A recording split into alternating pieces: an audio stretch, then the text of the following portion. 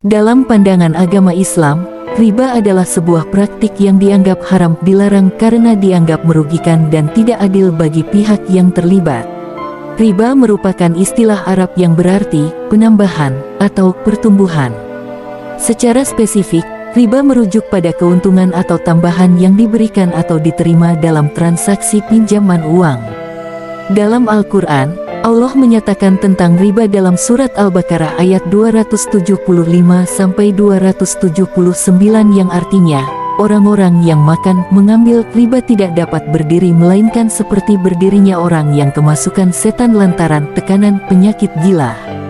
Keadaan mereka yang demikian itu adalah disebabkan mereka berpendapat sesungguhnya jual beli itu sama dengan riba, padahal Allah telah menghalalkan jual beli dan mengharamkan riba. Pada dasarnya, riba mencakup dua jenis transaksi yang dianggap haram dalam Islam. Riba an-nasiyah, riba yang timbul akibat adanya tambahan atau kelebihan dalam pinjaman uang. Dalam konteks ini, jika seseorang meminjam uang dari pihak lain, kemudian dalam pembayarannya ditambahkan jumlah tertentu dari pokok pinjaman sebagai imbalan atas pinjaman tersebut, maka hal ini dianggap riba.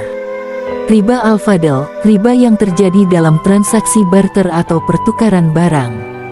Jika dalam transaksi pertukaran, salah satu pihak memberikan barang lebih dari yang diterimanya sebagai tambahan, dan hal ini dianggap sebagai imbalan atau keuntungan atas pertukaran tersebut, maka transaksi tersebut dianggap riba al-fadl. Dalam Islam, riba dianggap merusak tatanan sosial dan ekonomi, serta dapat menimbulkan kesenjangan sosial antara orang kaya dan miskin. Hadis dari Abu Hurairah R.A. Rasulullah bersabda, sesungguhnya riba itu terdapat dalam 62 pintu cara. Yang paling ringan adalah seperti seorang laki-laki menikahi ibu tirinya. Hadis riwayat Ahmad dan Hakim. Hadis dari Jabir bin Abdullah R.A. Rasulullah melaknat penerima riba, pembayar riba, penulis akta riba, dan dua orang saksi yang mengetahui hal itu serta mengatakan bahwa mereka sama. Hadis riwayat Muslim. Hadis dari Abdullah bin Hanzalah R.A. Rasulullah bersabda, tidak boleh menjual emas dengan emas kecuali sama dengan sama, dan tidak boleh menambahkan sebagian atas sebagian yang lain, janganlah menjual perak dengan perak kecuali sama dengan sama, dan janganlah menambahkan sebagian atas sebagian yang lain, dan janganlah menjual salah satunya diserahkan secara kontan yang satu dengan yang lainnya yang lain. Hadis riwayat Bukhari dan Muslim. Riwayat-riwayat tersebut menegaskan larangan dalam Islam terhadap praktik riba. Islam mengajarkan agar transaksi keuangan harus dilakukan dengan adil, tidak saling merugikan, dan tanpa memanfaatkan ketidakpastian atau ketidakadilan dalam suatu kesepakatan.